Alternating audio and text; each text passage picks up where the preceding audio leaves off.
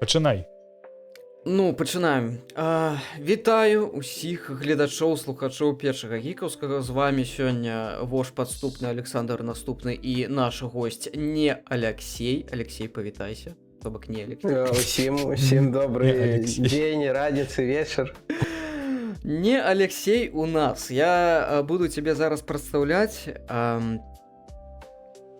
ты меня поправ, ці выправі, калі штось не так. Не Алексей у нас адмін ружовай купіны. Гэта тэлеграм-канал пра навіны кіно, кінаіндустрыі, серыялаў і гэтак далей па-беларуску. Правільна ці неправільна? Я магу, можа, гэта адмін ці стваральнік? Мне нешта здавалася стваральнік.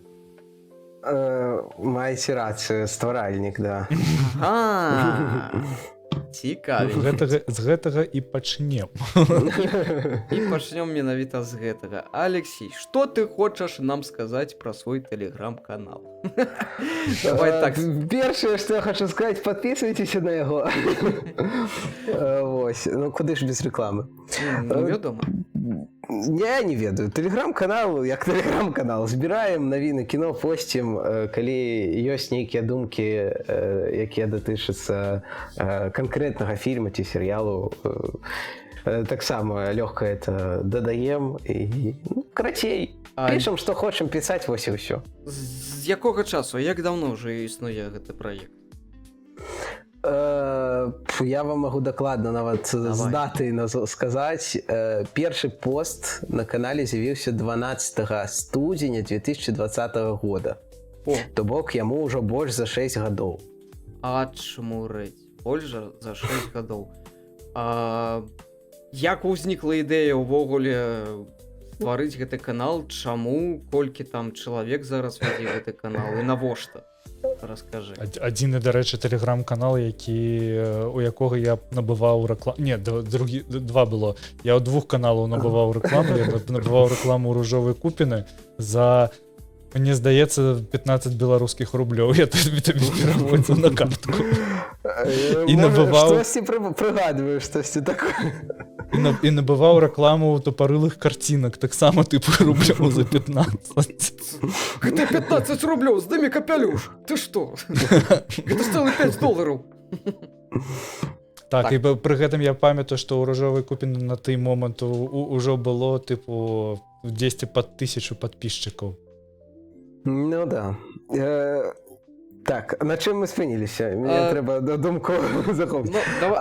Як ідэя ўзнікла? Так. Да тут, насамрэч, абсалютна нічога звышнатуральнага. Я чытаў сам па сабе, чытаў навіны пра кіно, цікавіўся кіно. Ну, я не заўжды гэта было для мяне цікава, хобі, гэтак далей. І неяк я злавіў сябе на думцы, што я шмат часу марную на тое, каб там сядзець там у твітары ці на нейкіх сайтах, каб пашукаць інфармацыю, нейкія навіны, каб пабачыць іх на ўласныя вочы, зрабіць нейкія вынікі і проста падумаць пра гэта. І ў пэўны дзень я падумаў, што чаму б не дзяліцца гэтымі навінамі з людзьмі? Потому што я ўсё адно навіну адкрыў, я яе прачытаў, я зрабіў нейкі вынік, і я падумаў, што застаецца толькі гэта ўсё запісаць і запосціць. То бок застаецца дробязь. Ну, вось так і пашло. Зусім крышачку. Чаму тэлеграм, чаму не іншая пляцоўка?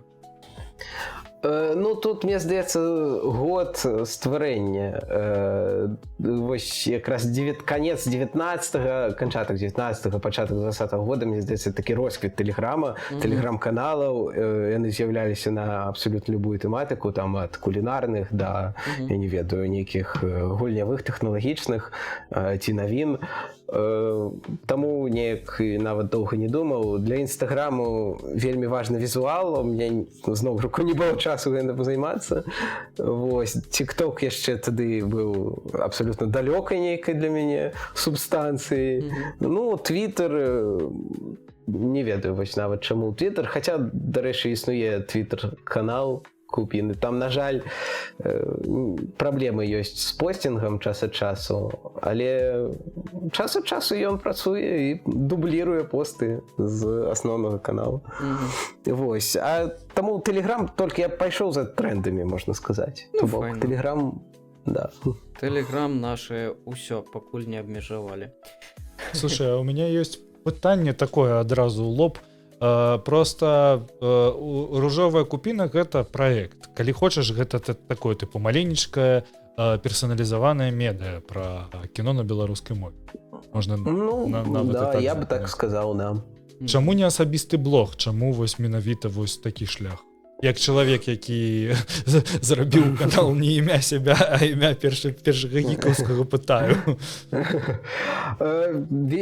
Насамрэч, адказ зноўку просты. У мяне, на жаль, няма рэсурса, як маральнага, так і часавага, на пастаянны контент, каб ён быў якасны, а гэта для мяне важна, і каб ён быў цікавы людзям. То бок я, у прынцыпе, мог бы рабіць канал з рэцэнзіямі, але я не ўпэўнены, што гэта быў бы нейкі паспяховы праект, улічваючы, што там з адсутнасцю часу і адсутнасцю нейкіх магчымасцей там нават у кіно схадзіць, там выхадзіла б, не ведаю, 2 рэцэнзіі на месяц, і я ў гэтым проста не бачыў сэнсу, таму навіна, здаецца, больш лёгкі, хуткі і цікавы фармат, які адносна проста ствараць. Файна. У мяне заўсёды было пытанне. Я вельмі даўнішні такі падпісчык ружовай купіны. Я ніколі не мог зразумець, чаму ружовая купіна. Што гэта за назва? Што гэта азначае? Чаму купіны, чаму ружовыя? Ой, вось мне, дарэчы, даўно ўжо не пыталі. Вось на пачатку такія былі пытанні. Да, я магу сказаць, наконт ружовай я не ведаю. Это просто нейкі мем. Ружовы, прикольны колер, і ўсё. Падкаст у цябе таксама быў ружовы, наколькі я памятаю. Ружовая што? Падкаст. Да. Это уже все пошло от Купины. То бок першая крыніца это Купина. Это абсолютно, мне здаецца, рандомная гісторыя. Неяк я быў у вёсцы. Это было, здаецца, лета 19-го ці нават 18-го года. Я быў у вёсцы, я чытаў «Каласы па церпом тваім» Владимира Семеновича. І як гэта я нейкую рандомную сторонку открыл, и там слово «Купина». Я думаю, прикольное слово. А я его, так сталося, я его не ведал, что такое Купина. Вось я зайшоў на словник.org, знайшоў там, что это значыць, подумал, зразумела. Але неяк запомнілася, і таму, калі ствараў, я подумал, чаму не, можна і так. Вось такая гісторыя. Дзякуй. Я да свайго сорама вось да таго моманту, як ты падключыўся і не ведаў, што такое Купіна. У мяне нават ніколі ў жыцці не было пытання таго, каб гэта загугліць. Я не ведаю. Я пабачыў гэтую назву і такі, ладно, мне гэтага дастаткова было. Нейкі рандомны набор букв, літар. Нормально. Добра, з назвай разабраліся. Чаму пра кіно? Тут, мне здаецца, я ўжо даў такі адказ, тому што я люблю кіно. Я не ведаю, для мяне гэта лепшая форма мастацтва, самая, мне здаецца, такая выкшталцоная форма мастацтва для мяне. Таму вось так. Лёшына любімае слово выкшталцона. Я ў яго крыху іншы сэнс закладываю, таму што я выкарыстоўваю слова выкшталцоўны толькі тады, калі трэба паказаць даволі моцную іронію. Тады я скажу па-іншаму. Гэта проста найлепшая форма мастацтва, па маім меркаванні. Ідэальная форма мастацтва. Ідэальная форма мастацтва. Цудоўна. Што наконт... Адчуваецца аўторак вечар, да? Я гэта падрэжу, слухай, у нас будзе ўсё тык-тык-тык-тык, усё вельмі аператыўна. Просто у мяне набор пытанняў, і яны ўсе розныя, я такі, каб гэта не нейкая салянка не гучала, і я такі, трэба неяк, вось мы так, пра мастацтва, так, пра назву пагаварылі, можа мне наступнае пытанне неяк звязаць, каб яно не было ну абсалютна нейкае не звязанае. Ну вось тады маё наступнае пытанне будзе такое. Калі ты ўважаеш сябе за нейкага такога знаўцу ў сферы кіно, які твой улюбёны жанр? Ох, ось я баяўся, што будуць пытанні такого. Чаму іх баяцца? Жанр. Ну, я б, напэўна, сказаў, што драмедзі. Гэта што? Ну, вось, ну, то бок драматычная камедія, то бок тое, у чым ёсць, карацей, асноўная думка фільма, асноўная, не ведаю, пасыл, гэта нейкая драматычная, нейкая, можа быць, высокая. Вось. А канва і форма камедыйная. Вось. Што думаеш наконт перазапуска клінікі? Я нічога не думаю, тому што я не глядзеў клініку. Ён любіць драмедзі. Так, сканчаецца гэты падкаст, ідзі глядзець клініку. Добра, ты глядзеў, як я сустрэў вашу маці? Ну, гэта не сказаць, што гэта драмедзі. Зараз мяне адменяць, таму што адзіны сітком, які я глядзеў ад першай серыі да апошняй, это «Офіс». Офіс. Офіс які? Пачакай, іх там два. Ёсць брытанскі, ёсць амерыканскі. Ты, напэўна, пра амерыканскі. Амерыканскі. Дарэчы, я пачынаў глядзець Я пачынаў глядзець амерыканскі. Мне нешта вось проста сам фармат такога серыялу чамусьці не зайшоў. Я потым уключыў брытанскую версію, але гэта было ўжо праз энную колькасць гадоў, і мне брытанская версія з Рікі Джервейсам больш спадабалася, але, напэўна, гэта праз тое, што мне сам Рікі Джервейс і яго творчасць падабаюцца. Але і не той серыял, і не той серыял да канца не даглядзеў, насамрэч. Магу, дарэчы, калі драмедзі падабаецца, магу параіць, табе ёсць серыял «Afterlife» называецца. Яго нават Вожык агучыў калісьці, мне здаецца, абодва сезона. 3 сезоны? Так. Ён вельмі моцны. Я ведаю, тому што я глядзеў, это, напэўна, адзін з моих самых любімых серыялаў. Вось мы зараз гаворым пра серыялы, а я вось не ведаю, з серыяламі мне дзіўныя стасункі. Я не так часта іх гляжу, таму што мне больш падабаецца такое цельнае кіно. Ты сеў, паглядзеў, зваліў. Я таксама з табой згодны. Я стаміўся ад серыялаў, але больш за ўсё я адстаміўся апошнім часам ад фільмаў, якія ідуць па 3 гадзіны. І калі ўзяць апошнія фільмы, калі нехта са слухачоў зараз зойдзе на канал «Ружовая купіна» і знойдзе там спіс намінантаў на брытанскую прэмію «Бафта», по-моему, неяк так яна называецца. Да. І там вы знойдзеце фільм «Бітва за бітвай», або «Одна бітва за другою», по-моему, беларускай локалізацыі. One battle after another battle. One battle after another, вось. І гэта хрень ідзе 2:40. Яна агучана, перакладзена Белмуві, агучана суполкай знічка на беларускую мову. Зусім нядаўна мы выпусцілі гэты фільм у вольны доступ. 2:40. Куды зніклі нармальныя фільмы па гадзіна 30? Ну вось тут, напэўна, такія фундаментальнае будзе ў нас разыходжанне, таму што я люблю доўгія фільмы. Мне падабаецца іх глядзець, асабліва ў кінатэатрах. Мне вельмі спадабалася «Бітва за бітвай». Вось, на мою думку, это найлепшы фільм мінулага года. Ну, па меншай меры з тых, што я глядзеў. Голы пісталет. Гэта зусім іншы жанр, Лёша. Ты мне пісаў перад Новым годам і пытаў пра фільм года, каб запосціць у канал. Так. Я ў гэты момант я такі, я не вельмі шмат сапраўды глядзеў вось кіно, якое выходзіла за 2025 у 2025. Я ўвогуле даволі рэдка гэта раблю. І вось я для сябе вырашыў, што самае найлепшае на той момант быў «Голы пісталет». Дзякуючы табе. 90 хвілін, дарэчы, 86, калі не памыляюся. Вось прыйшоў гэта якраз толькі дахаваў свой попкорн і дапіў сярэднюю кока-колу, фільм скончыўся. Нават не трэба выходзіць у прыбіральню.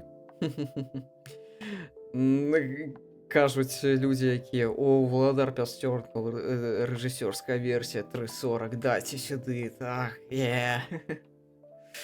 Яны з намі не... А чаму ты любіш доўгія фільмы? Чаму? У чым іх кайф? Іх кайф у першую чаргу у тым, наколькі шмат чаго яны могуць сказаць, калі ім сапраўды ёсць што сказаць. Я ўжо казаў, што вось мне важна, каб у фільма была нейкая ідэя, нейкая думка, каб ён быў паслядоўны зноў.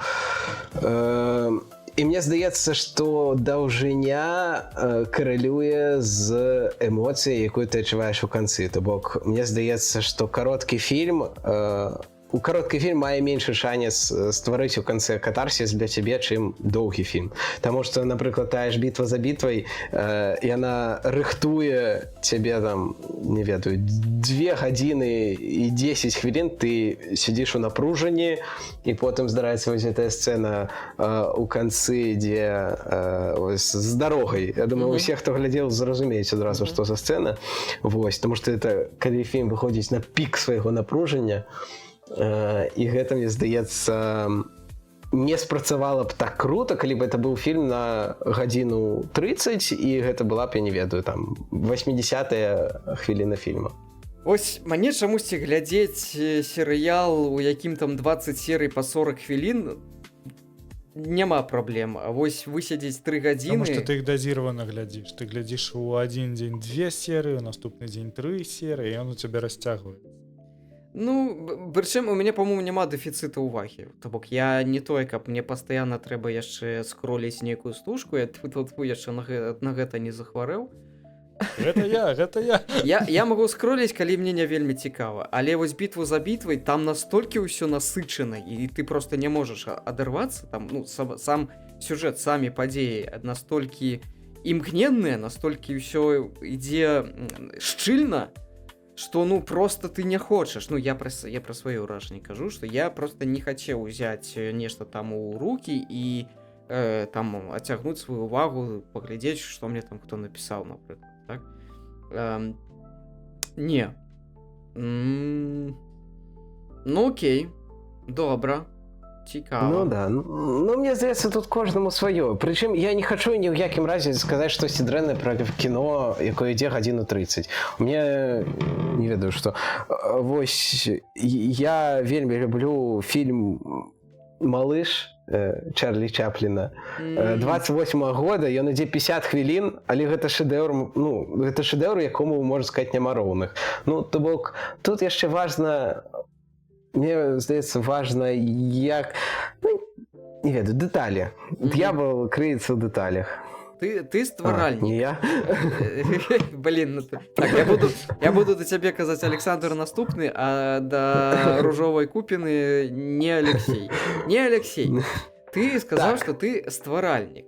А так это значыць, ты канал не вядзеш.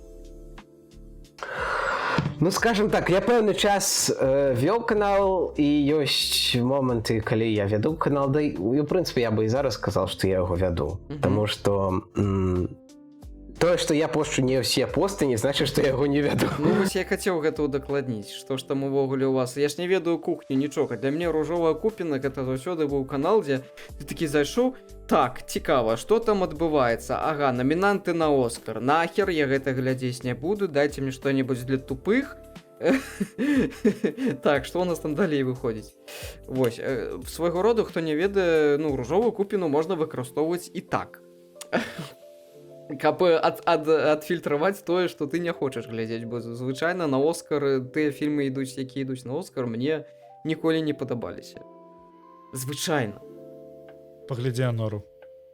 Не глядзеў «Анору». Не глядзеў, і трэба, я мяркую, што «Анору» трэба глядзець усё ж такі ў арыгінале. Вядома, толькі там. Ну вось. Але, тыпу, табе, які б у цябе ўзровень ангельскай мовы не быў, табе хопіць яго. Там якраз, мне здаецца, фільм вось ён пра гэта. Таму што там частка дыялогаў напісана па-армянску, але армянскай мовы ты не ведаеш. Але ты па агульнаму вайбу ты выкупаеш, што ён кажа. Ну ці субтытры таксама. Ой, мне нору наши сябры раілі, ну, мне жонцы раілі такія на 14 лютае. На 14 лютага такі, ой, такі фільм паглядзіце, ты романтычны, глядзіце, ну. А я нешта не хачу глядзець на нору. Просто не хачу. Адцягваю гэта. Можа быць, калі-небудзь пагляджу.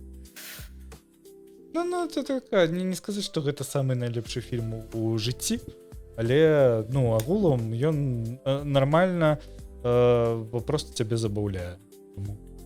У мяне сазрэла пытанне. Вось мы тут кажам пра агучку, пра сабы. Вось агучка ці сабы? Што ты падтрымліваеш? Сабы. Тут Сабы? только сабы. Да. Я агучку абсолютно не люблю. Буду шчырым. Я не ведаю, можа зараз мяне ўсе адменяць, хто толькі можа, але скажу крамолу. Я скажу крамолу для беларускамоўнага сегмента, але і беларуская агучка таксама не люблю. І ну няма такога, каб я паглядзеў праект толькі праз тое, што яго беларуская агучка. Ну, гэта нармальны падыход, я ўважаю. Гэта, ну, нармальны спажывецкі падыход. Просто справа ў тым, што для мяне агучка, дубляж, неважна што, гэта сервіс. Гэта тое, што просто дапамагае фільму, ну, лакалізацыі, тому каб, не ведаю, большасць людзей там яго паглядзела, груба кажучы. Але ніколі, на мою думку, агучка не павінна стаяць вышэй за сам фільм. Таму што ёсць, я часта сустракаю такі падыход, што тыпу вось там такі-то фільм пераклалі там на беларускую мову, трэба глядзець. Ну але гэты фільм мяне ніколі б не зацікавіў, я б ніколі не паглядзеў яго за ўсё жыццё, таму што мне не цікавы гэты фільм. І толькі праз наяўнасць агучкі, ну, не ведаю, я б, напэўна, і не стаў глядзець. Загаловак падкаста «Ружовая купіна супраць беларускай агучкі». Ой, файна будзе. Файна, гэта трэба будзе зрабіць. Не, я цалкам... Беларуская агучка не трэба. Гэта будзе файна. Давайте так, любая агучка не трэба. Агучкі працаваць на завод усе. Ну, слухай, усё адно шаір хутка ўсіх заменіць, і сабы будзе пісаць, і дадаваць, і агучваць ён будзе па-беларуску хутчэй за ўсё не, але... Усе пойдзем, на паперт. Вось. Гэта нармальны падыход. Я, без праблем, калі ласка. Я таксама не гляджу ўсё, што выходзіць там нават у сабах ці ў агуцы, бо, я не вельмі люблю сабы, і мне асабліва, калі ты, бляха, стомлены, табе яшчэ чытаць, адным вокам чытаеш, другое вока ў цябе як у краба. Ведаеце, як у краба вочы? Яны ж могуць на 360 незалежна адно ад другога. Адно ад аднаго. Вось. І вось таксама у мяне бывае такі расінхрон, асабліва калі там сабы вось, ведаеце, там 3 радкі, 2 радкі. Я такі, боже мой, я не паспяваю, я ж, у мяне ж толькі, я стары чалавек, дайце адпачнуць. Вось выключна праз такое. А так, я з вялікім задавальненнем паглядзеў Yellowstone. Навошта ты сабы чытаеш? Што? Каб разумець, што кажуць. Я не ўсё магу... не ўсё, я на англійскую. Ты глядзі толькі тады, калі ты не разумееш, што кажуць. І ўсё, гэта цалкам вырашае праблему. Ты глядзіш на кіно, калі нешта не разумееш, уніз. Потым зноў на кіно, і ўсё, гэта вырашае праблему. Значыць, я шмат чаго не разумею, што могу сказаць. Так нямецкія сабы сабе ставь, ці нямецкую... Хаця ладно, ты ж... Я з англійскай нармальна, вось. Просто што, бывае, што на слых я не ўспрымаю. Вось, напрыклад, Yellowstone, я усе 5 сезонаў... Бывае. Усе 5 сезонаў я праглядзеў з субтітрамі, прычым з англійскімі. З англійскімі субтітрамі я глядзеў, серыял на англійскай з англійскімі субтітрамі, таму што я тупа на слых, я хацеў англійскую крыху падцягнуць, але я не мог, я бывала просто не разумеў, для мяне это гучала што? вынь хер з роту, типу, вось просто такое. І такіх момантаў з англійскай, да я нават і нямецкую, калі штосьці гляджу, таксама бывае на слых, просто не ўспрымаеш. Па-першае, не знаходжуся настолькі ў англамоўным асяроддзі, каб я лавіў там кожнае, ведаеце, адценне, там, хто там як кажа. Гэта не так проста, так гэта не працуе. Таму так, я бывала ўключаю, і просто каб трэніравацца, там, гэта слова у нас можа вымаўляцца так, а гэта так, гэта далей, гэта далей. Таму так, Yellowstone я прачытаў амаль цалкам. Серыял ачмурэнны. Просто. Я вось яго плавалі, чамусьці мяне нешта тады спыніла. Там вельмі класны каст, каларытны. За імі цікава глядзець. Там вось серыял менавіта на такім вось каларыце. Для мяне трымаецца. Калі б там быў нехта іншы, мне падаецца, што можа быць, і спрымалася зусім інакш. Ну так. У гэтым годзе ж выходзіць спін-офф маршалы, Yellowstone маршалы.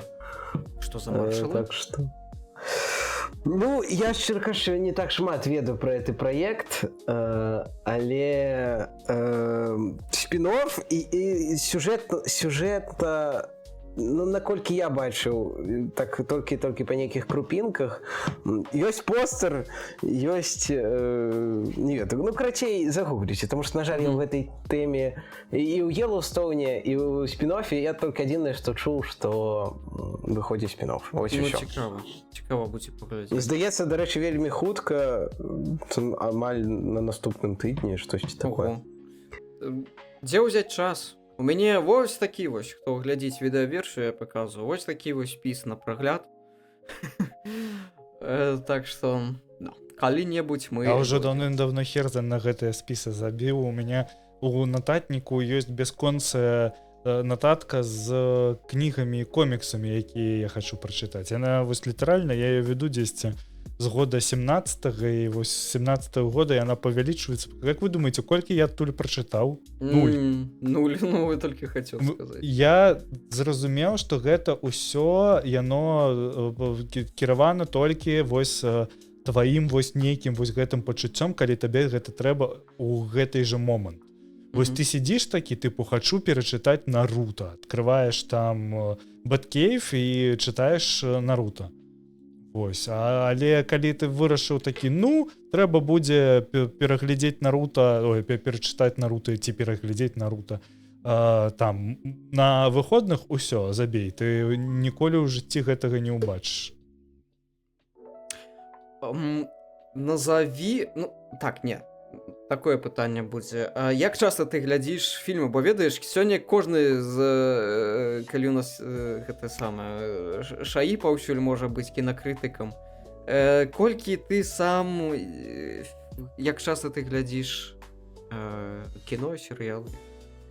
Да, бо нам вельмі часта пішуць наконт таго, што мы, не гуляючы, напрыклад, у відэагульні, нешта размаўляем пра відэагульні. Але ў відэагульні не гуляем. Які сидзі прайшоў 98 гадзін.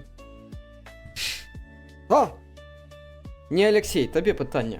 Як часта ты крытыкуеш кіно? Вось давай, мы цябе пакрытыкуем. Расказвай, наколькі ты прошараны.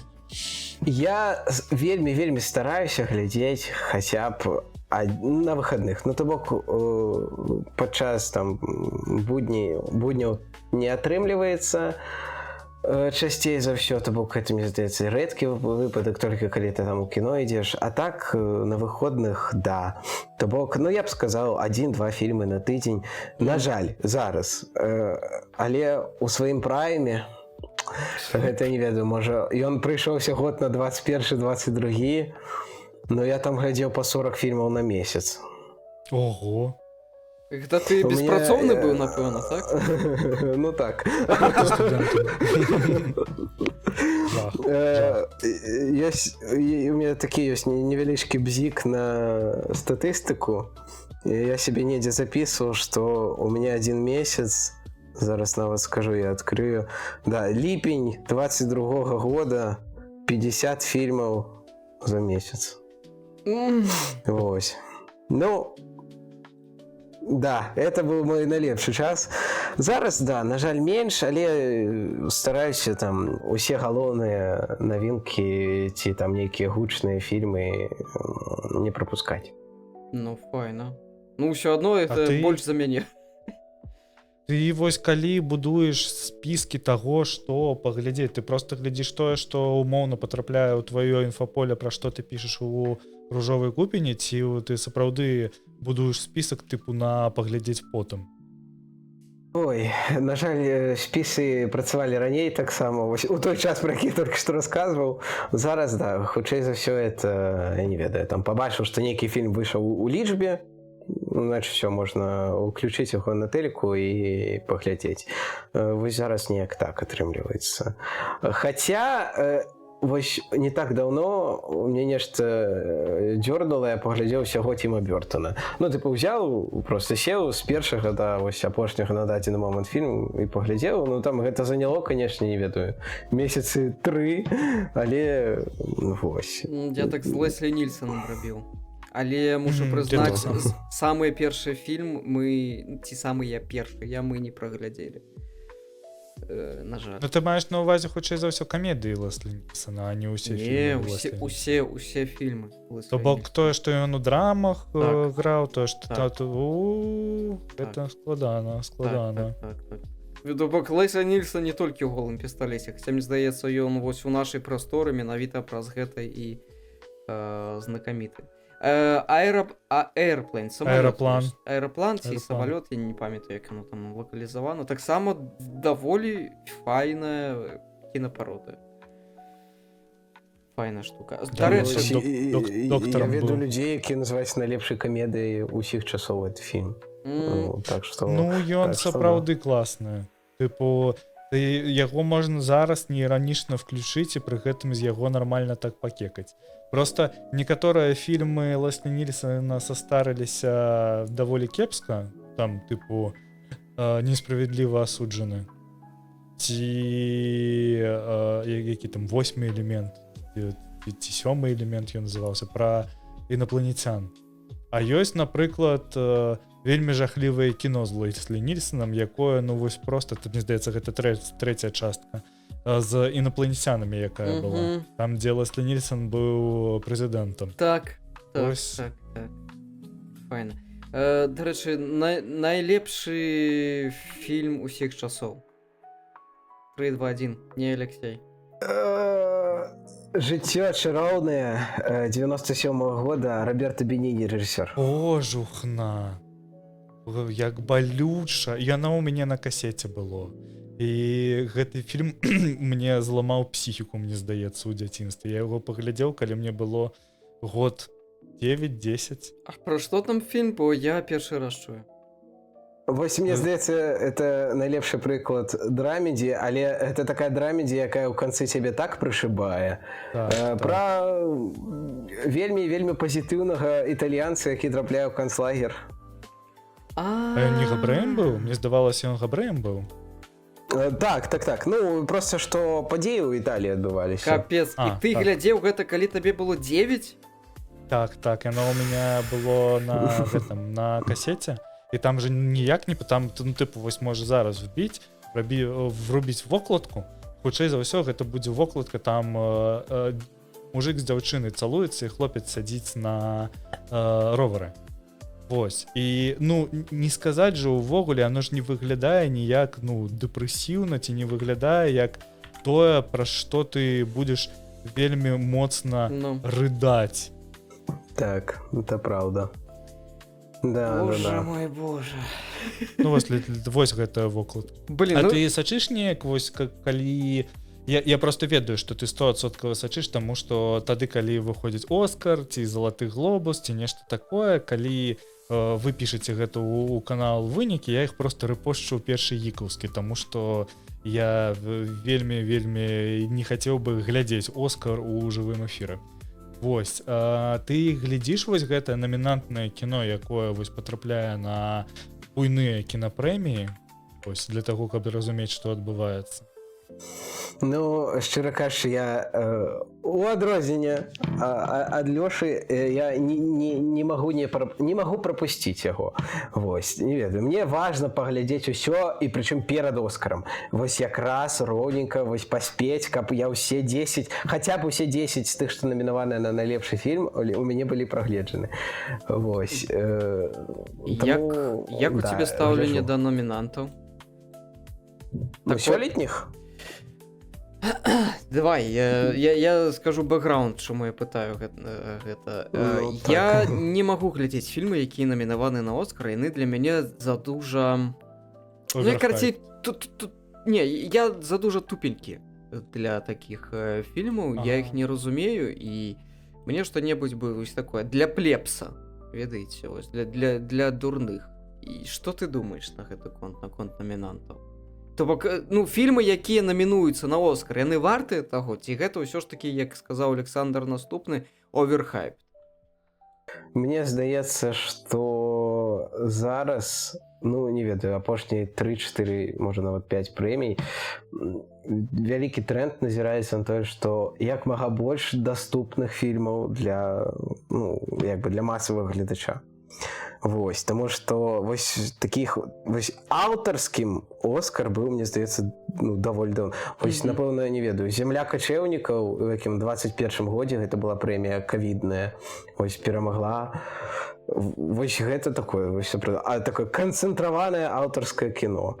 Вось, а далей, ну, мне здаецца, плюс-мінус усе праекты глядацкія і да. А ў гэтым годзе, Формула-1 намінаваная на Оскар. Сапраўды, бітва за лепшы фільм. Бітва за бітву, гэта іншая прэмія, прабачце. Вось, што там... не ведаю, тыя ж грешнікі, це таксама даволі, гэта блокбастер, ну там прыбраць некаторыя таксама вось аўтарскія элементы, ну гэта блокбастер, такі звычайны, можа нават са штампамі, але блокбастер. А можаш мне патлумачыць, навошта нам столькі варыянтаў кінапрэмій? Ну, тут это ўжо, мне здаецца, так склалася гістарычна. Ну, нормально, так само адказ. Ну, да, ну, я для сябе за самыя аўтарытэтныя лічу вось Оскар як самы аўтарытэтны, потым Глобус, Бафта. Ну, і для мяне яшчэ заўсёды цікава, што там у Канах і ў Венецыі. Вось. А астатнія, ну, люди хочуць весяліцца, хочуць ладзіць імпрэзы з чырвонымі дарожкамі, хочуць выпіваць шмат шампанскага, курыць шмат цыгарет. Так што, ну што тут зробіш? Хто мы такія, каб ім у гэтым перашкаджаць? Ты глядзеў моладзевыя камедыі раней? Ну, так. Ну, гэта «Амерыканскі пірог», «Праект X» і гэтак далей, і гэтак далей. Так, я іх глядзеў. Blue Mountain State серыял, вось таксама, вось. Карманная кіска. Так. Куды яны ўсе зніклі? Лёшы, падкажыце мне так іх бракуе на сённяшні момант. Я бы так з такім бы задавальненнем бы паддэградаваў бы пару вечароў пад іх, але хочацца чагосьці незаезжанага і новага. Не, Алексей, што стала з моладзевымі камедыямі? Мы ўсе саскуфіліся, ці што?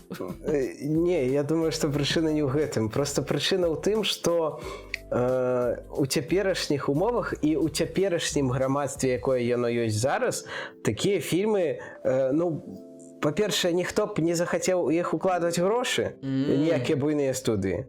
А па-іншае, яны, мне здаецца, ўжо сапраўды не так запатрабаваныя. Вось. І мне галівудская цэнзура таксама зможа, там не дасць выпусціць Еўратрып, ён бы не выйшаў зараз, па меншай меры, такім, якім ён быў тады. Вось. Калі гэта нейкая, не ведаю, незалежная студыя, то так. Але ці мы звярнем увагу на фільм незалежнай студыі з бюджэтам у 4 чизбургеры? Прыклад незалежнай студыі Iron Lung. Это железная лёгкая, ці неяк так яно называецца. Робіцца Ой, боже мой, блогерам. Дай бог памяць. Ось так я падрыхтаваўся. Я просто літаральна учора глядзеў трэйлер Пьюди... Не Пьюди. Ну, карацей, хто хоча, той загуглі. Блогер на ютубе адзін з такіх, ну, буйных. Ён такі, я буду рабіць кіно. У якога зборы былі, да, я зразумеў. Гэта, я не ўзгадаю яго імя, але ён сабраў за тыдзень 30 лямаў в кінотэатрах США. Там яшчэ іншая гісторыя цікавая. Блін, я хочу знайсці креатора. Дайце мне секунду. Так, гэтага блогера. Філіп Дрінкер, бла-бла-бла. Я літаральна учора быў на ягоным канале на ютубе. Боже мой. Гэта незалежнае кіно. Што ён зрабіў пасля таго, як ён зняў гэтае кіно? Ён просто сваіх падпісчыкаў папрасіў такі: а давайте вы самі прасунеце гэты фільм у сваіх лакальных кінотэатрах. І падпісчыкі паслухаліся і пачалі пісаць у свае лакальныя кінотэатры, што гэй, вось ёсць такая незалежная стужка, давайте, типу, вы, ну, вам все легально, усе правы дадуць, а вы просто себе покажете, а мы прыйдзем вам грошкі прынесем. І гэты фільм на сённяшні момант паказваецца вось нават у Польшчы. Раскуплена ўсё, яшчэ кавалачак жыцця казаў таксама яшчэ адзін канал пра кіно і серыялы, але там больш, я так разумею, не, ну, відэафармат, а не тэкставы. Хаця і тэкставы таксама ёсць. Дзяўчына робіць. Так, яе вельмі класны тикток канал. Я на яго падпісаны, і я, здаецца, гляджу амаль кожнае відэа, якое выходзіць. Калі мне патрапляецца, я прям до конца гляджу. Ну вось, так, файна. Ну так, вельмі класны канал. Вось, і вось такі вось чынам, вось незалежнае кіно, яно пайшло, ну, ўжо ў кінотэатр, у масы. Яшчэ адзін прыклад, ужо з майго ўласнага досведу, ёсць Джей Дэдзі, такі, не Пі-Діді, не трэба, Джей Дэдзі. Таксама ютуб-блогер. Ну, рылсы там записывать, тиктоки, неважно. Ён пачынаў як креатор вельмі таких трэшовых відэа на ютубе. Гэта цяжка пісаць, гэта трэба просто паглядзець. Загугліце Джей Дэдзі, вы зразумееце, што яго за жанр. І з цягам часу ён нарабіў гэтых скетчаў, столькі, што іх ужо можна было ў нейкую такую фабулу агарнуць, агульную. Што ён зрабіў? Ён са сваіх уласных грошаў падкапіў і, наколькі я разумею, не збіраў, па-моему, фундацыю ніякую не браў. І зняў, сфільмаваў, давайте казаць правильно, сфільмаваў 40-хвілінны фільм. Па сутнасці, кароткі метр, ці, ну, штосьці крыху даўжэй за кароткі метр, але гэта яго першая такая вялікая праца з сабой у галоўнай ролі. І там вот фінальныя тытры вельмі цікавыя ідуць, тыпу каст, і толькі ягоны імя паўсюль на ўсе ролі, гукапрацоўка, рэжысура, сцэнарый, ўсё просто ён. Ну, яшчэ там кагосьці там узгаду сваіх знаёмых сяброў, хто яму дапамагаў, але ў асноўным толькі ён. І што ён зрабіў? Ён зняў па сутнасці такі цалкам незалежны вялікі доўгі скетч вакол усіх сваіх трэшовых відосаў, то бок там ён узяў усіх герояў са сваіх трэшовых відосаў і запхнуў іх у такую пятніцу 13, дзе там маньячына ходзіць усіх рэжа. І каб адбіць свае грошы, ён такі: а давайте зробім наступнае. Я на YouTube выкладу зацэнзураваную версію, каб YouTube, ну, прапусціў, нічога там не забаніў. А для сваіх падпісчыкаў, ну, ці то тых, хто хоча паглядзець анкат версію, то вось вам спасылачка, і вы там за 9,99 можаце паглядзець гэтую вось версію. Не цэнзураваную. Ну, вось такім чынам ён збірае бабкі, па-першае, і па-другое, у яго яшчэ у ЗША у яго выйшла прапхнуць паказ гэтай 40-хвіліннай кароткаметражкі у некаторых штатах у кінотэатрах. Хлопец, по-моему, это круто. Калі не памыляюся, ён сам навучаўся на відэа відэарэжысёра, ой, відэарэжысёра, на відэографа, штосьці такого. Факультэт типу відэаграфіі. Вось. То бок чувак трошки умее і ведае. Ну, вось такое вось. Мне здаецца, што вось гэтыя прыклады, якія вось ты прывёў, гэта выдатны паказчык таго, што аўдыторыі падабаецца кінаівенты, скажем так. То бок гэта нейкі такі злом чацвёртай сцяны невялікі, які адбываецца. І мне здаецца, што вось праз гэтыя фільмы і сабралі столькі, сколькі сабралі, і былі паспяховымі, ну, лакальна, як мінімум. Вось. Таму што, мне здаецца, і той жа Опенгеймер не сабраў бы столькі, сколькі ён сабраў, калі б не Барбенгеймер, які быў у 23-м годзе. Таму што, ну, Нолан звычайна шмат не збірае, калі гэта не Цёмны рыцар. Ну, так што Опенгеймер павінен і Крыстофер Нолан павінен вельмі вялікі дзякуй сказаць студыям Universal і Warner Bros., якія вырашылі прыкалоцца і зрабіць івент з Барбенгеймерам. І мне здаецца, такі тренд ён будзе працягвацца у нас вось у снежні, ужо кажуць, Doomsday. В один дзень Дюна 3 і Мсціўцы Doomsday выходзяць. Так што я думаю, што івенты ў кіно яшчэ мы будзем бачыць. Мы з табой зараз павінны наконт гэтага паразмаўляць, таму што я люблю коміксы, а ты любіш кінакоміксы.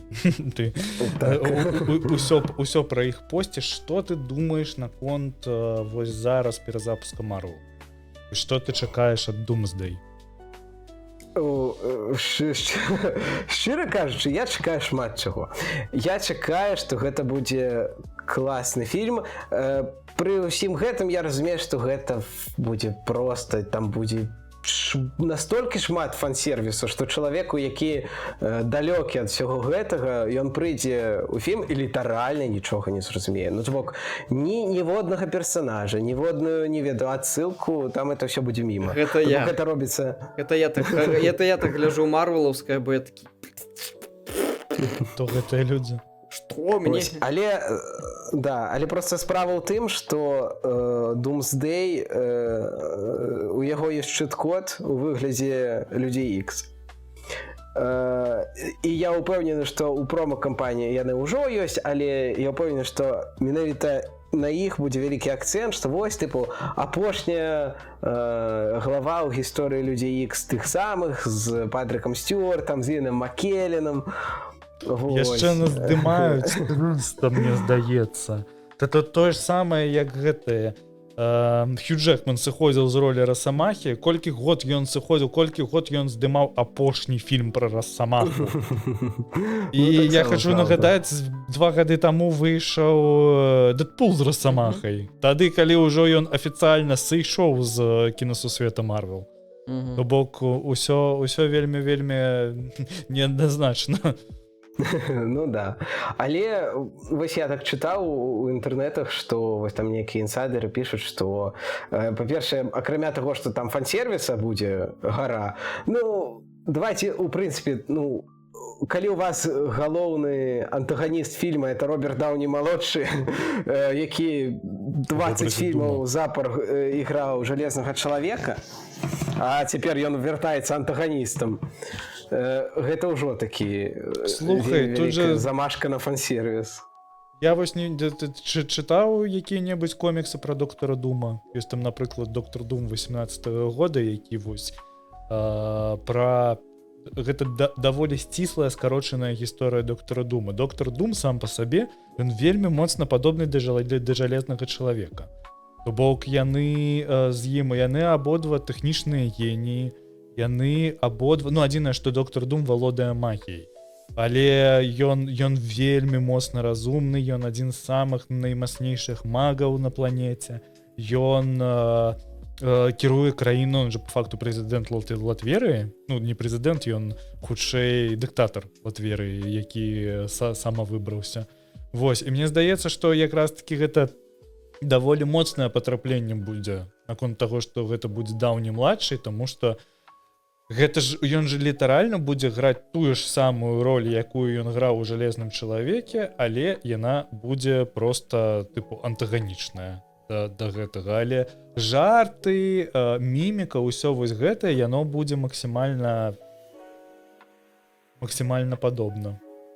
Да, я згодны. Вось, і акрамя Роберта Даўні-малодшага, вось я там не скончыў думку, што вось я чытаў, што многія інсайдеры кажуць, што і сюжэтна фільм будзе, ну, нармальным, то бок гэта будзе не проста набор фан-сервіса, а гэта будзе цікавая гісторыя.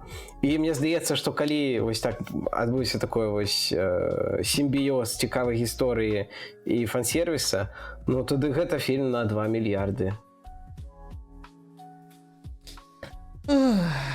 Я памятаю просто фантастычную чацвёрку, якая як бы даволі блізка, ну, нармальна, конечно, не 2 мільярды, але яна таксама нармальна сабрала, і усе кажуць, што гэта, ну вось, на коне, вось урэшце рэшт перазапуск адбыўся ў Marvel, але гэта такі слабы гэта перазапуск узроўню нават не таго, што здымалі ў часы, там не тое, што першыя аркі, ну вось гэта прыблізна тое ж самае, як другі фільм пра доктара Стрэнджа. Для мяне. Ну да, вось... ну да, я магу пагадзіцца. Тут просто мне здаецца справа ў тым, што ну, я не хочу зноў пакрыўдзіць аматараў першай экранізацыі, ну, другой, грубо кажучы, але першай паспяховай экранізацыі вось з Крысам Эвансам і астатнімі. Ну, так-то і гэтая экранізацыя, яна была не вау. Ну, гэта былі даволі... Ну, я не хочу сказаць слабыя фільмы, але былі сярэднія фільмы. Ну, вот бок таксама ўзроўню нейкай другой фазы, нейкага доктара Стрэнджа. І тут выходзіць рэбут, які таксама такога ж узроўню. Ну, то бок я не быў асабліва здзіўлены, калі паглядзеў, таму што, ну, шмат і не чакаў. Ну, можа так. Хаця, я разумею, што многія любяць старую чацвёрку, але мне здаецца, таксама ностальгія іграе важную ролю. Ёсць. Яна просто выходзіла тады, калі я ўжо не быў дзіцёнкам, і тыпу, яна ж выходзіла на DVD. Вось, і для мяне, канешне, гэта было больш расчараванне, нібыта, потому што я пра фантастычную чацвёрку ведаў пра серыял 93-го, здаецца, ён году, які яшчэ яго паказвалі на Fox Kids калісьці ў свой момант, ці на Jetixе. Кароче, не факт, магу гэта не мець рацыю, на якім дакладна канале, але яго дакладна паказвалі па тэлевізіі. І для мяне вось тая старая фантастычная чацвёрка, гэта было вельмі балюша. Гэтая фантастычная чацвёрка, якая выйшла, яна была вельмі балючая, таму што, ну, тыпу жанчына, якая нараджае дзіця ў космасе, і чувак ляціць, яены муж ляціць у чорную дзірку, каб з'явілася гравітацыя, каб яна нарадзіла. Кароче, гэта вельмі кепска, як па мне. Просто жах нейкі. Вот. Ну так, хаця пры гэтым, ну, у ім вось у новай фантастычнай чацвёрцы ёсць некалькі удалых момантаў, на мою думку. Ну, то бок, не ведаю, у яго... Па-першае, ён выдатна зроблены тэхнічна. Мне здаецца, што з апошніх фільмаў Marvel ён найбольш прыгожа выглядае, найбольш... Там не так заўважны CGI, як у нейкіх жахлівых прыкладах, тыпу там «Чорнай удавы». Я думаю, гэтая сцэна замемілася там у канцоўцы, дзе персанаж Флоренс П'ю нешта там робіць, ладзіць нейкі выбух, і там бачна зялёнка там. Вось. А тут, па-першае, тэхнічна класна, саундтрэк класны, ну і Галактус. Ну, гэта адназначна лепш, чым вось гэтая хмара, якая была ў фільме 2007 года. Ну, яго ладно, я можа просто хейтер, мне просто не спадабалася кіно. Яно просто для мяне сюжэтна не моцнае, разумееш, у яго, тыпу, вось хук, які яны даюць, ён нармальны, але вось потым у фільме ідзе таймскіп, які вельмі моцна збівае тэмп, потым прылетае Галактус, ён літаральна 2 хвіліны ён просто настолькі моцны, што яго немагчыма перамагчы, а пасля гэтага яго перамагаюць прыблізна за 1,5 хвіліны. І вось уся фінальная бойка ідзе 10,5 хвіліны. Мяне адчуванне, што вы вось дагэтуль злілі грошы на бюджэт на сцэну, дзе яна наражала дзіця ў космосе і на чорную дзірку, а вось на гэтага на Галактуса хапіла вось крыху. Ну так, можа быць. Блін, вось я не ведаю, яшчэ такі момант, які мне на яго указалі, і я потым думаю, блін, сапраўды. Але у гэтым фільме вось так, не ведаю, чырвонай лініі праходзіць вось гэты біблейскі матыў, таму што вось гэтае дзіця, якое нараджаецца у каго? У Сьюзан Шторм і у Містера Фантастика. Яно так падаецца, і ў прынцыпе гісторыя так сфармавана, што, ну Біблія. Вось. І потым я глядзеў ужо сцэны з думкай пра тое, што вось гэта проста адна вялікая біблейская адсылка. Я думаю, ну вось так, ну ладно, окей. Я просто не фанат біблейскіх адсылак, мне здаецца, што это такое самае таннае, што можна зрабіць. Табе не падабаецца кіно Рыдлі Скотта? Одна вялікая біблейская адсылка просто. Любое, просто вось зараз возьми любое кіно, любое. Цалкам любое кіно, вось чужы возьмите, выхаваны волками. Просто рандомную серую воткніце адразу. Ну просто у плане, калі вось гэтым яшчэ, не ведаю, рабіць гэта як фішкай, і не ведаю, карацей. Вось мне здаецца, праз гэта і памёрла былы кінасусед DC Зака Снайдера. Таму што Зак Снайдер, это, мне здаецца, у свеце кінематографа галоўны фанат біблейскіх адсылак, таму што ён іх робіць дзе трэба, дзе не трэба, і проста ў лоб кідае. Там гэта было ў 300 спартанцах, гэта было ва ўсіх фільмах DC-шных, што ён рабіў. Што там яшчэ? Ну, про соу. І у Снайдер Каце гэта таксама было. Ну, да. Ну, карацей, такія справы. Які самы кепскі прыклад фільмаў Марвел за апошні час для цябе? Чалавек муравей Квантаманія. Мне здаецца, гэта прадапошняя фаза. Гэта проста гаўно. Гэта прадапошняя фаза з Кангам. Да. Мне просто... Ну, не ведаю, можа, у меня такое трошки перадузятае стаўленне да фільму Марвел. Па-першае, я іх так не ацэньваю, як звычайнае кіно, якое я там гляджу. Я тут трошачки пагаджаюся з Мартинам Скорсезе. І да, это сапраўды атракцыён трошачки, да.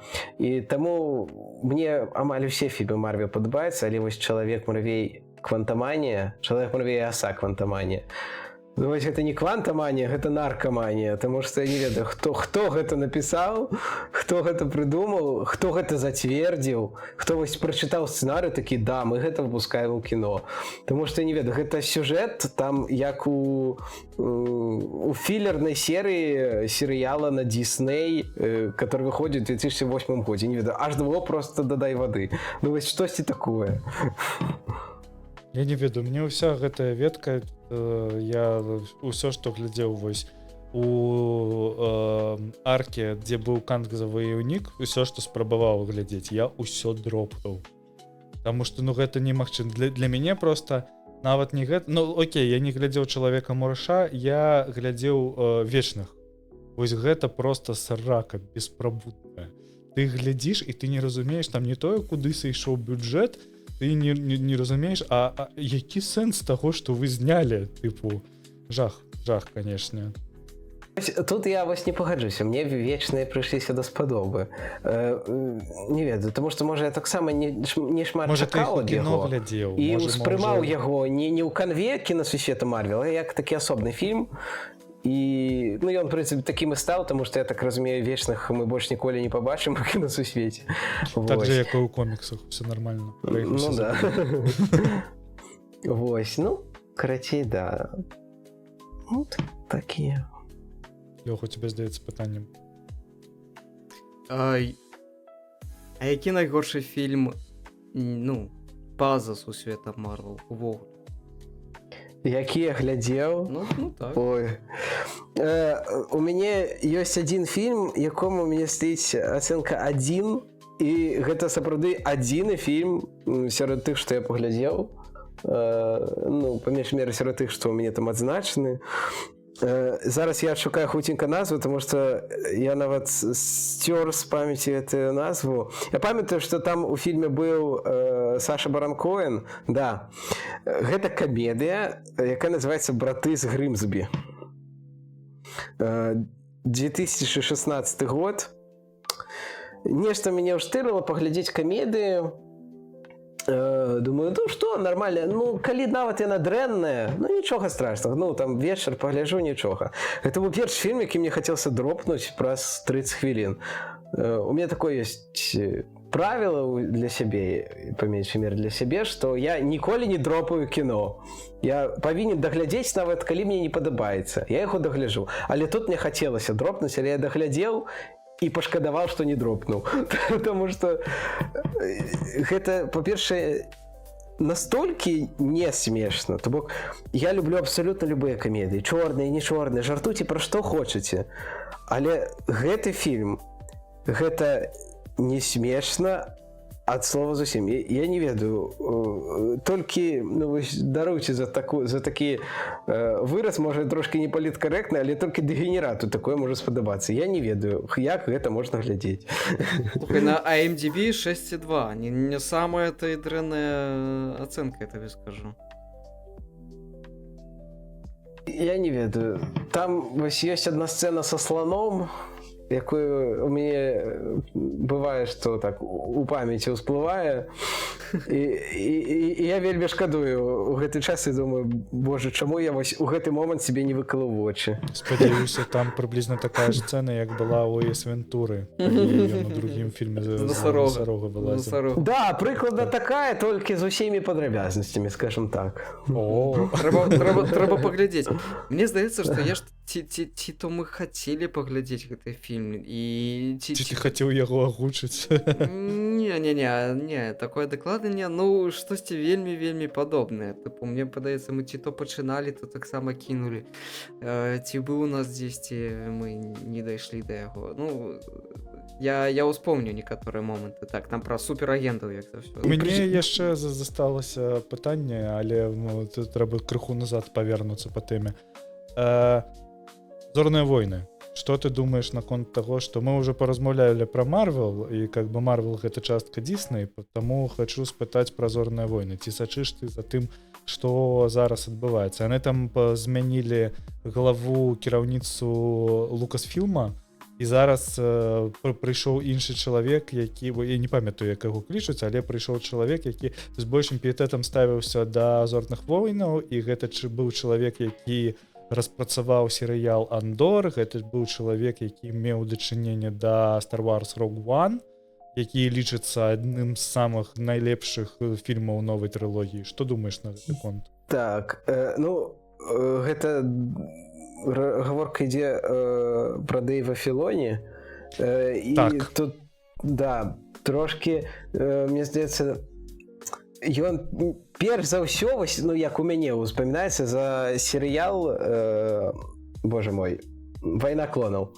Вось, мультсерыял. «Вайна клонаў», так. Вось, «Мандалорац» гэта яго таксама дзіця, як яе, «Асока», вось это ўсё. Я думаю, што ўсё залежыць ад фільма «Мандалорац і Гроху». Калі гэты фільм праваліцца, то я боюся, што і Дэйв Філоні доўга не пасядзіць на гэтай пасадзе. Вось, таму што, ну, грубо кажучы, чалавек адказны за «Мандалорца», чалавек адказны за ўсю гэтую пост-эпізодную тэму. І калі першы фільм за колькі, калі выйшаў 9 эпізод, у 19-м годзе ці ў 18-м? Даўно. Ну, карацей, за вельмі доўгі час першы фільм у сусвеце Star Wars, калі ён праваліцца, а пакуль, шчыра скажу, няма ніякіх прычын, чаму б яму не праваліцца. Таму што промо-кампанія, па меншай меры, у яго жудасная. Ну, таму што, я не ведаю, мне здаецца, ну, калі ў цябе выходзіць фільм... Про «Зорныя войны».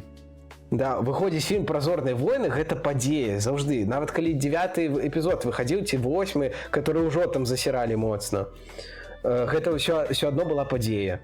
А зараз пра Мандалорца і Грогу, мне здаецца, не гаворыць абсалютна ніхто. Гэта просто фільм, якога, можна сказаць, не існуе, хаця ён выходзіць ужо вось у канцы вясны.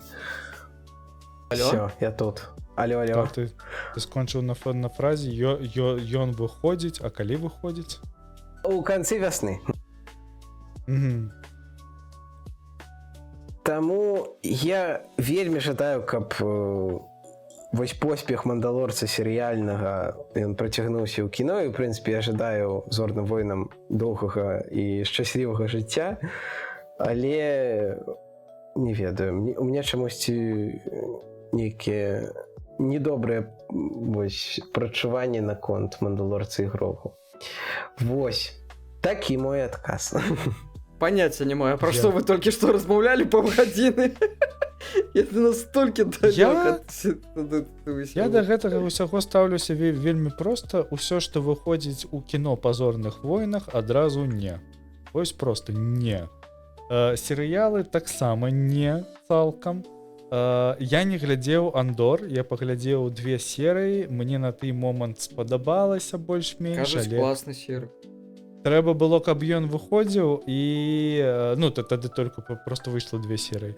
Я просто не стаў глядзець яго у ангоінге, а думаў, што я дачакаюся, калі ён выйдзе, і дагляджу цалкам, і так не даглядзеў. Вось, але пасля Андора, чесна кажучы, я і не чуў, каб нешта выходзіла такое, на што б мне трэба было звярнуць увагу.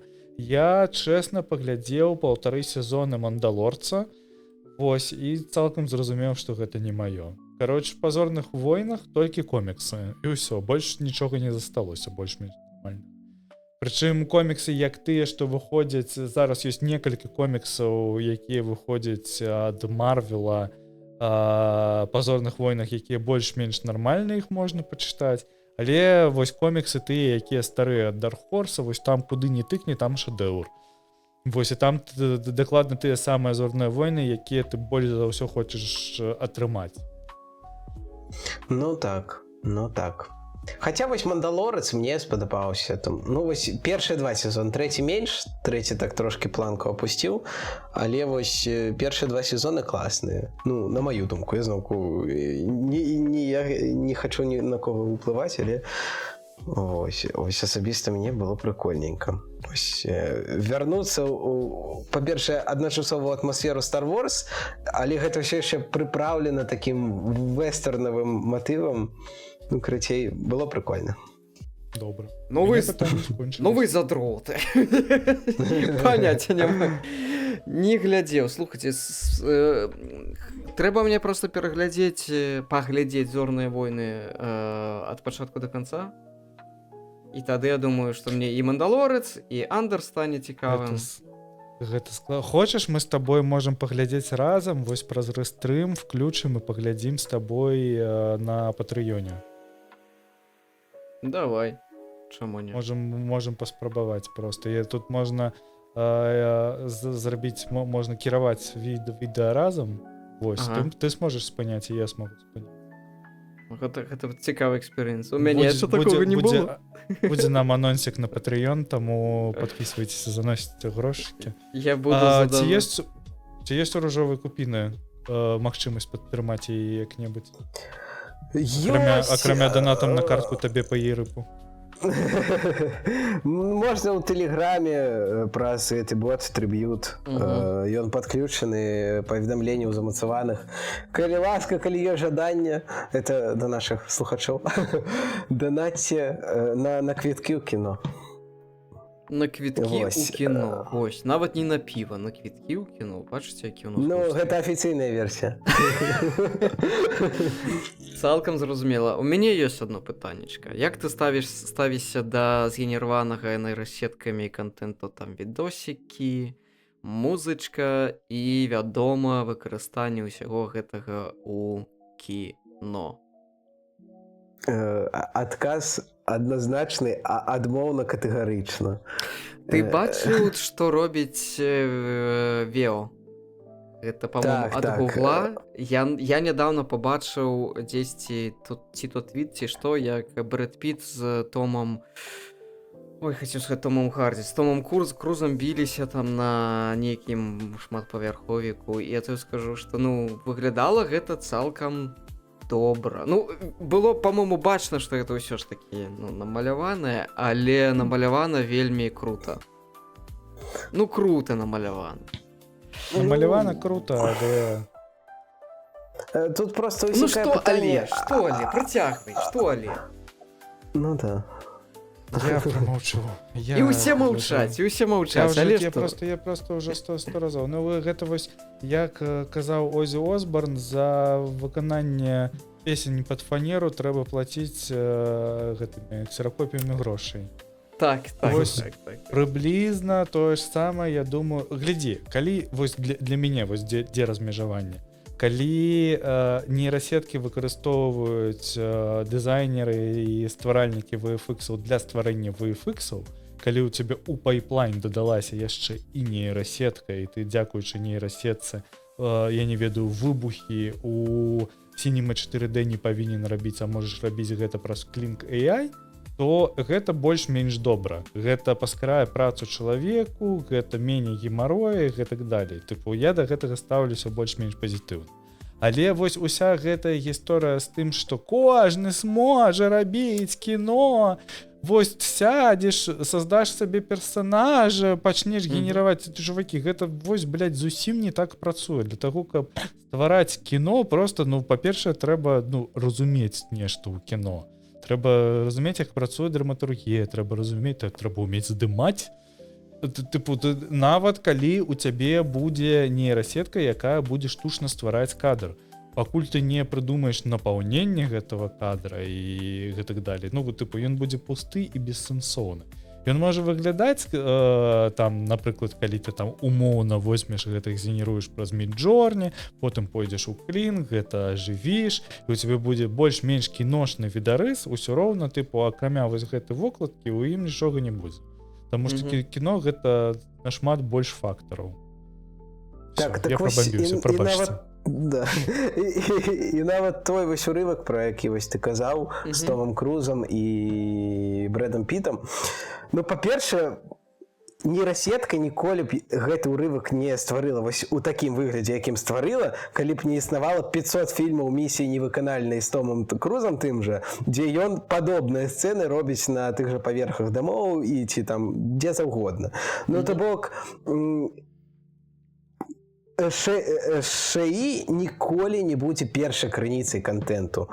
Вось. І мне здаецца, гэта самае важнае. І таму я лічу, што у творчасці на ШАІ павінна быць забарона. То бок, у тэхнічных момантах, да, я тут не спрачаюся, калі гэта дапаможа, я не ведаю, чувакам, якія займаюцца спецэфектамі тымі жа, рабіць адно і тое ж не за дзень, а за 2 хвіліны, это круто. Это толькі вітаецца, мне здаецца, это класна. Але калі аўтар, у якога, я не ведаю, пытанне праблема чыстага ліста, і ён на яго глядзіць, і першая яго думка запытаю-ка я ў чата GPT, куды мне рухаць мой сюжэт, ну, то гэта ўжо не творчасць, і гэта я не ведаю, што... Гэта гаўно, я буду шчыры. Ну, калі у мяне просто ёсць такая забава, я люблю пісаць, тыпу. Ну, мне па прышпілу, я пішу расповеды маленечкі, у мяне там ёсць нешта накшталт кнігі, у мяне ёсць напісаны раман, і гэтак далей. Я там апошнія там 1,5 гады сур'ёзна ўзняўся ў тое, што як пісаць, як тэхнічна гэта робіцца, як грунт, які таго, каб ствараць мастацкі тэкст. І ты ні за што ў жыцці ні з ніякім чатам GPT кнігу не напішаш. Гэта проста зноў-такі не так працуе. Ён табе можа, ён вельмі клёва дапамагае табе прапрацоўваць сцэны, напрыклад. Калі ты не ведаеш, як нешта працуе, там у мяне было такое, што мне трэба было, я пісаў сцэну допыту, і я не меў увогуле ніякага разумення, як сцэна допыту адбывалася ў Парыжу. Я нічога не ведаю ні пра Парыж, ні пра паліцыю у Парыжы, не тое, як увогуле працуе французская паліцыя, як у іх праходзяць допыты. Вось, сабраць інфармацыю, каб у цябе была нейкая фактура, так, зрабіць мастацкі тэкст, каб яго было цікава чытаць, не. Ну так. Ну так. Зноў-такі трое людзей сабраліся пахуесосіць Раунд. нейрасетку. Раунд. Так, бліц я ніякі не падрыхтаваў, соры, я просто задам пытанне. Фільмы, якія ты параеш паглядзець нашым слухачам, вось прям абавязкова, блядь, трэба. Так, ну... Фільмы, якія не дададуць сабе ў спіс і не паглядзяць. Класіка. Давайте я не буду шмат пра іх казаць, я просто назову, напэўна, вось одну камедыю, одну драму і один мультфільм, якія я лічу найлепшымі і якія я раю кожнаму, каго сустракаю. Давай. Карацей, усё паўсюль адразу. Гэта бэнгер апошняга часу. Няхай гэта будзе мульцік Клаус. І давайте гэта будзе Кролік Джорджа. Джоджо? Які пра... Кролік Джорджа, который пра... Фашистаў. Да. Вось. Ну, давайте так. Ну, файна. Файны выбар. Дзякуй. Так, я пачынаў. Александр, наступны скончвай. Добра, дзякуй вялікі за тое, што паслухалі. Мы класічна, мы нават пратрымаліся амаль 2 гадзіны. Я нас гэтым віншую. Лёш, вялікі, Лёш, вялікі дзякуй за тое, што да нас завітаў. Вельмі прышпільна было ўрэшце рэшт зразумець, хто стаіць за ружовай купінай. І усялякае такое. Слухай, у мяне напрыканцы, і я вось павінен ўжо развітвацца, я у цябе не спытаў. Я калісьці твой падкаст слухаў.